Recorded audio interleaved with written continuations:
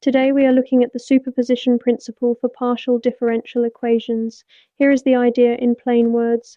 If several functions each solve the same linear homogeneous partial differential equation, then any combination of them, scaled and added together, also solves it.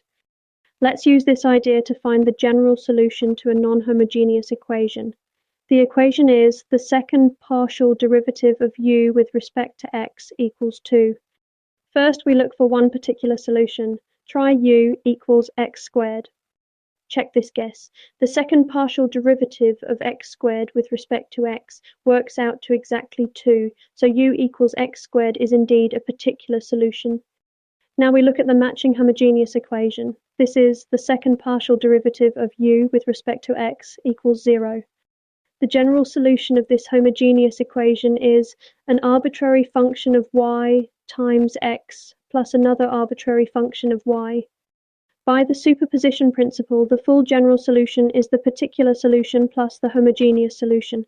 That gives us u equals x squared plus an arbitrary function of y times x plus another arbitrary function of y.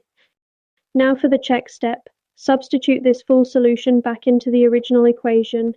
Take the second partial derivative with respect to x of x squared plus an arbitrary function of y times x plus another arbitrary function of y. The terms involving only y disappear, since they do not depend on x. What remains is exactly 2, which matches our original equation, so the full general solution is confirmed correct.